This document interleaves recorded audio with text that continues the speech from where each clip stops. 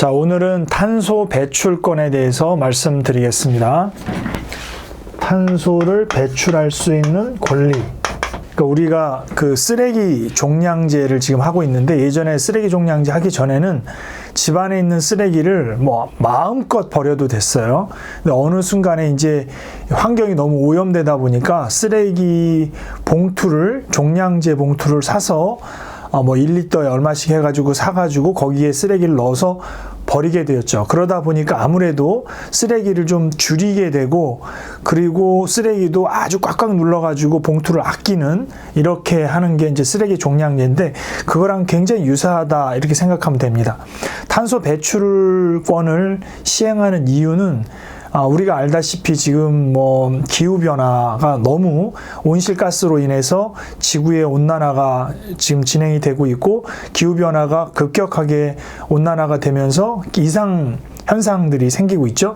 뭐 홍수가 범람한다든가, 아니면 너무나 가뭄이 온다든가, 뭐 이런 여러 가지, 빙하가 녹는다든가, 여러 가지 원인으로 인해서 이제 우리 지구가 하나밖에 없는데 굉장히 힘들어진다. 그래서 탄소를 2050년까지 탄소가 나오는 것과 탄소를 줄이는 것을 제로화 시키자 해서 넷 제로라고 해서 2050년 탄소 중립을 선언을 하고, 많은 나라들이 여기에 이제 동참을 했는데, 사실상 2050년이라고 하면 벌써 앞으로 뭐 한 30년 정도 남은 거기 때문에 좀 감이 없죠. 그래서 요번에 2021년 7월에 유럽연합 집행위원회에서 Fit for 55를 발표를 했죠. 그래서 2030년까지 1990년에 발생하는 탄소의 55%를 줄이자 라고 좀 더 현실적인 대안을 내놓은 거죠. 이렇게 해서 탄소를 줄임으로 인해서 지구의 온난화를 줄여서 기후 이상 현상을 없애서 살기 좋은 그 지구를 만들자, 이런 이제 전 세계적인 컨센서스가 형성이 돼 있는 거죠. 그런 어떤 탄소를 줄이는 이런 저감의 노력으로 세 가지를 얘기를 하는데, 그 첫 번째가 탄소 배출권을 통해서 탄소를 배출할 수 있는 권리를 할당해 주는 거예요. 이거는 UN 기후변화 협약에서 탄소를 배출할 수 있는 할당량을 국가에다가 할당을 해주고, 그 국가는 이제 기업에다가 할당을 해주죠. 너네 기업은 얼마만큼만 탄소를 배출해라. 아까 쓰레기 종량제처럼 봉투를 주는 거죠. 너네는 뭐 100리터만 쓰레기를 내라 라고 100리터 봉투를 주는 것처럼 탄소 배출권을 할당해서 주는 거예요. 그러면 기업이 1년 동안 탄소를 배출할 거 아니에요. 공장을 돌리다 보면 이산화탄소가 나올 거니까. 그런데 이게 할당된 것보다, 내가 배출할 수 있는 할당권보다 배출량이 적어요. 예를 들어서 탄소 배출을 50을 했는데 탄소 배출권은 100을 받은 거예요. 그러면 50이 남죠. 플러스 50이. 요 남는 50을 갖다가 시장을 형성해서 이 시장에다가 이거 갖다 팔 수 있는 거예요. 배출 권리를. 그래서 이번에 테슬라 같은 경우는 자동차 팔아서 번 돈보다 이 탄소 배출권을 팔아서 돈을 2배 이상 버는 거예요.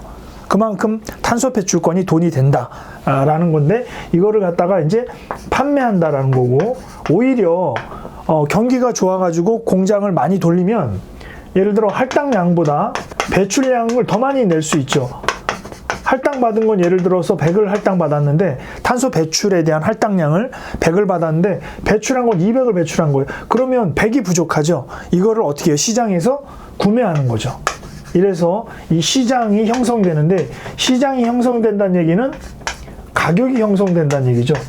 그래서 이 시장이 두 개가 있는데, 유럽 시장이 가장 크고요. 그 다음 미국 시장이 있고, 중국 시장이 최근에 열렸는데, 중국 같은 경우는 이 배출 할당량은 제일 큰데 배출권에 대한 시장은 유럽이 제일 크다.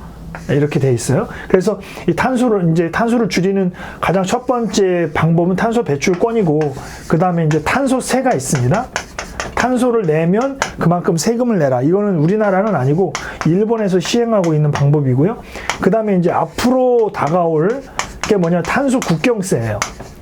그러니까 보통 이제 이 탄소와 관련돼서 기후 변화와 관련돼서 유럽이 굉장히 기준이 까다롭고 강한데 이 유럽 연합 쪽으로 만약에 수입해서 들어오는 그런 어떤 물건이 있을 때 만약에 어떤 나라에서 X라는 나라에서 물건이 들어온다. 근데 그 나라가 탄소를 너무 많이 쓴다. 그러면 유럽 연합이 쓰는 탄소 배출과 유사하게 그 관세를 매기는 거예요. 관세를.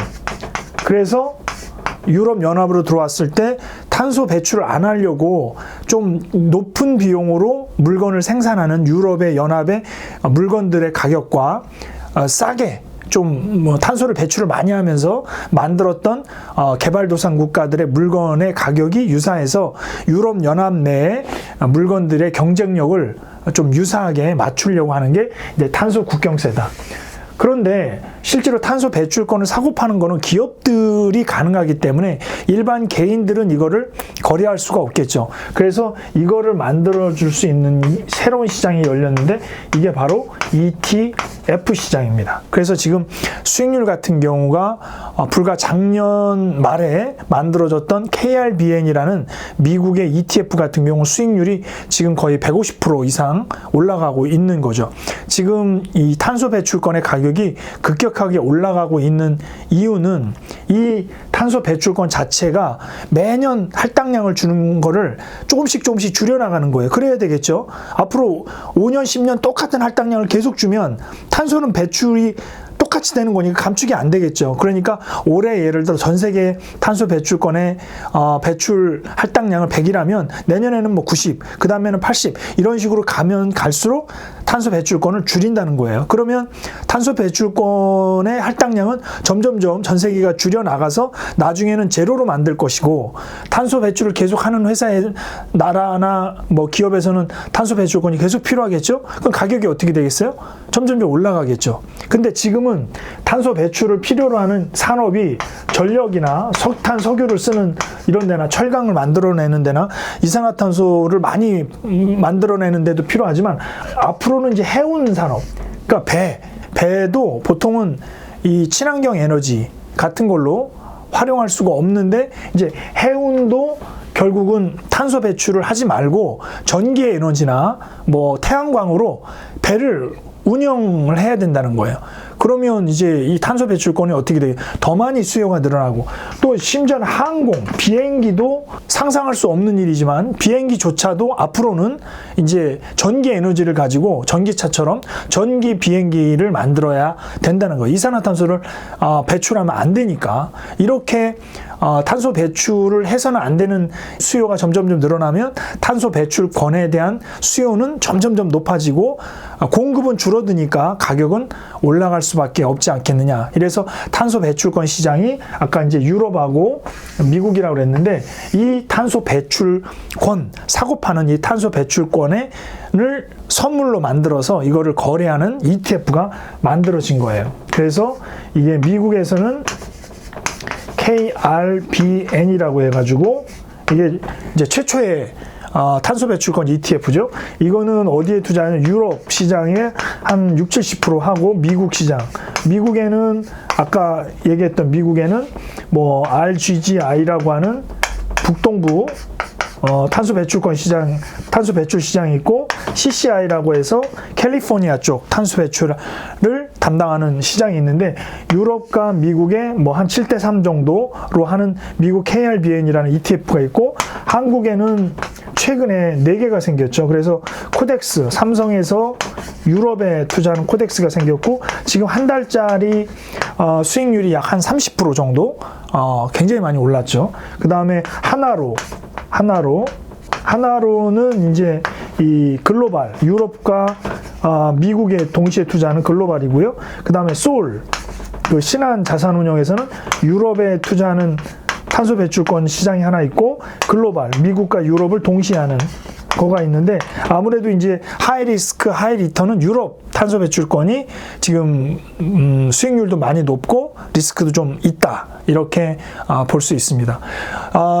재테크 과외에서 이제 여러 가지 트렌드를 많이 말씀을 드리는데 이 메타버스라든가 아니면 ESG라든가 이런 친환경 관련된 이런 것들은 사실 앞으로의 큰 흐름이기 때문에 이런 큰 흐름에 여러분도 같이 동참하기 위해서는 이런 새로운 ETF들이 나오면 일부러라도 조금씩 좀 매수를 해서 느낌을 수익을 떠나서 지금 탄소 배출권 시장이 이렇게 흘러가고 있구나라는 것을 익혀보시는 게 필요하다 이렇게 생각합니다. 앞으로 지구는 하나이기 때문에 기후온난화에 대한 거는 영원할 것이고 탄소 배출권에 대한 수요 또한 올라갈 거기 때문에 탄소 배출권에 대한 관심은 앞으로도 계속될 거라고 생각이 됩니다. 오늘은 여기까지 할게요.